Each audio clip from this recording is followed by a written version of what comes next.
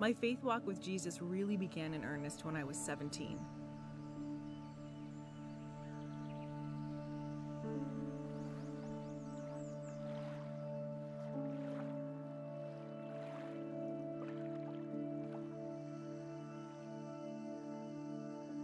I was invited to a church service by my mom and stepdad while we were on vacation in Miami.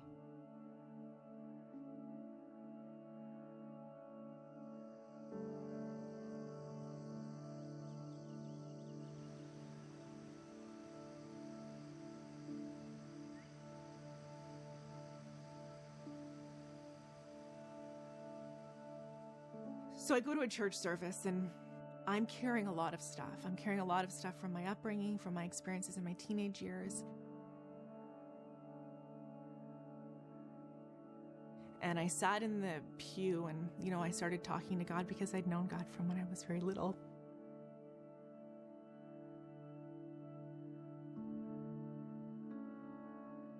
And I just said, God, if you can't change my life and change this right now, then, I don't want to go on.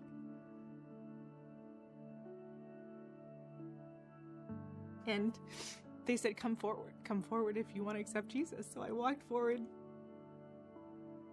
And there's a woman, she's the leader there, one of the pastors, and she starts praying over me. And she starts whispering things in my ear that only God knows, about the shame I feel, about the feeling of being trapped, of, no hope. And I just feel this pressure that's so intense that I double up. And then I stand up and it feels like she's just pulled something out of me. And I know what she's pulled out of me is like the hurt and the pain and the suffering I went through at times as a child. And this feeling that I'm not loved or I don't have a purpose. And when I stand up, this feeling of love flows into me. It's very physical. For the first time in my life, I feel this love that I've never experienced. I encounter him and I accept Jesus and, I'm saying the prayer with her. And I'm different. Everything's different. I'm different from the inside out. I can feel it. I'm no longer hurting. I'm no longer angry. I'm no longer wondering about purpose. I feel love. And this love is flowing through me. It's restoring me. And I got stopped so much with people saying, you look different. What's different about you? You look different. And then I would just share my story, right? I've encountered God. Jesus is real, so. Do a scrap focus on you. How about that? Look what I found, Jeff. Do you remember this? Wow. I do remember. This is where it all started. Yeah. This is it. This is where it all started. Yeah, this is where we met. This is where we met. It's kind of where my faith got reinvigorated. Yeah.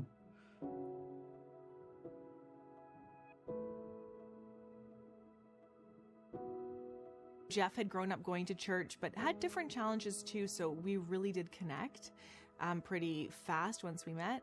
My stepdad invited him to this house church on a Tuesday night, and so he just, I went out to get a coffee, and I'm walking back, and I see the back of this guy, and God's like, this is it, Lara, in my heart. This is how you meet your husband. And me, I'm like, no. No, I don't, what? No, that's me. Is that you? What? No. And, but the impression was strong. So, Jeff and I start hanging out and, I think I'm more so ministering to him or leading him. Yeah, this is funny. And we're always praying together. And one day my mom says to me, you like him. And I'm like, oh, no. Cause I'm, just very focused on being in ministry. And she's like, well, what if you never saw him again? And I was like, oh, maybe I do like him.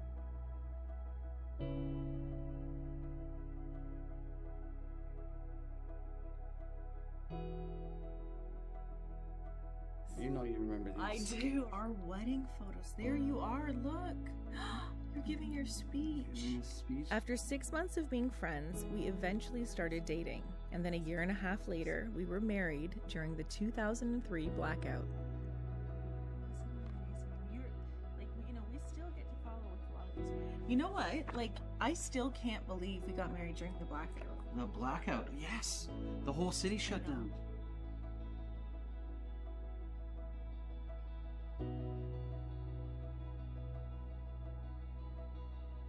The best thing about Lara is Lara. And I think sometimes, we walk away and she comes and says, could I have said that different, or could I have done this different, or should I have said that to that person? You did exactly what you're supposed to do. You know, that's how I feel. And I think, you know, I've tried to tell her that all the time. I say, you know, the best thing about Lara is Lara. Don't change anything. Wow, this is such a great photo. Look, right in front of the church doors. Mm-hmm. I think that we've learned that it's a close connection to God that will sustain our marriage. Thank you for all the blessings that you give us day by day. It's reading the Bible together. It's respecting the journey that God is on with each one of us. God, we ask that you would bless them, that you would keep them, that you would be with them, Lord. And we just thank you. We want what's best for each other and for our marriage and our family. We're really committed to handing a legacy to our kids.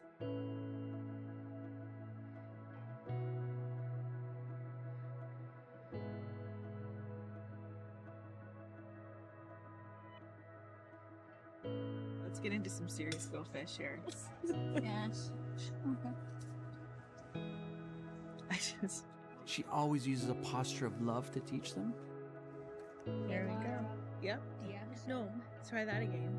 Hey mom, Diablo 7. They definitely know that their mom is for them 110%, and they know that. And she'll lay it all down to be there for them when they need her. Sometimes you guys wrestle. When I had Jacob, you know, he's my first child, and I was so excited. I didn't know if I would be able to get pregnant, actually. What's gonna happen, buddy? One day, about 5 weeks before Jacob's due, Jeff and I are out in the car, and I'm waiting for him. I'm very pregnant, and I nod off. And I have a dream. God says to me in this dream, the baby's on their way. And I wake up, and I say to Jeff, he gets back in the car, and I say, Jeff, I've had this dream. I think the baby's coming today.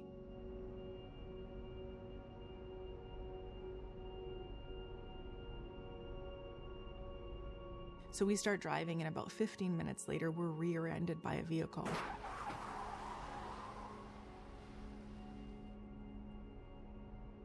I look down and the seatbelt's just cut right into me. And I'm really scared because I'm thinking that dream is true. God has told me I need to go to the hospital right now. And so we go to the hospital and they send us home because actually everything looks fine.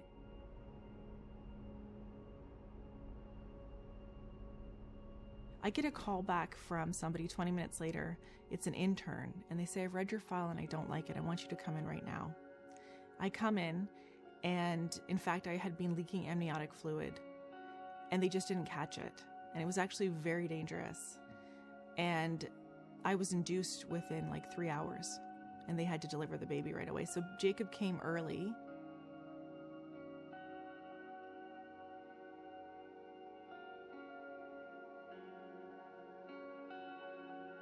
With Benny, I was getting some strong feelings like I wouldn't be okay.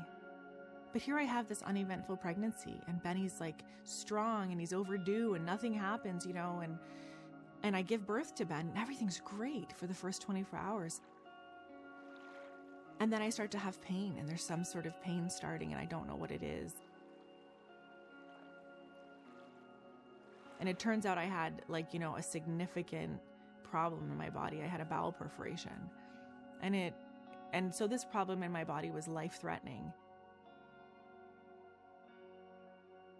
So at this stage, I'm septic and I don't know it. And I go to the hospital. They finally catch that something's really wrong. They do scans, they see it, and I go into emergency surgery within 4 hours. Within 8 hours, they told me I would have been dead.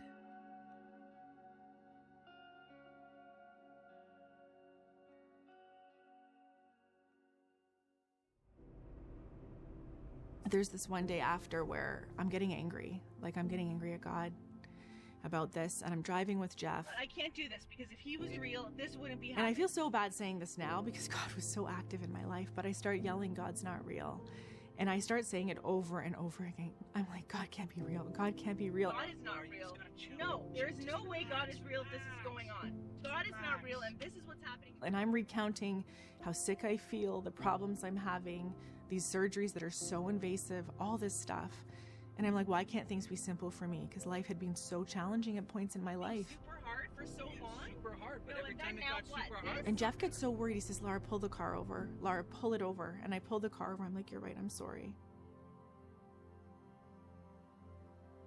And I get out of the front of the car and I walk into the middle of the road, and spray painted in like a huge sprawling handprint is God is real. And I just like stand there and I start crying.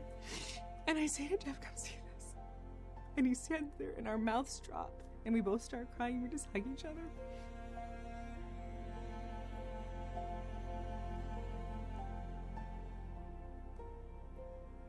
Because God is so real. And if we're looking for the signs when he's reaching out to us, we will see them. Life is not easy and it's so hard to explain, but God is so real and he's so present. And it's those moments that compel me to share that God is real and he loves people and he's with them. I can't help it now because I've seen this.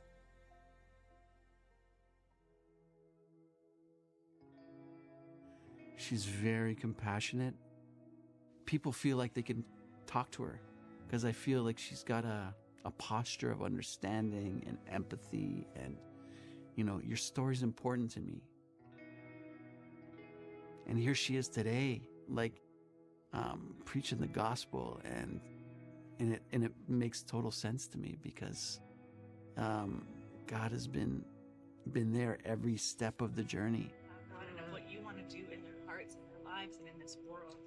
God, we thank you for this time together. God, we thank you. I love that you get to talk about the person of Jesus with people watching, that you can tell them that he can make a difference in their life, that he's calling them, that God is always calling them.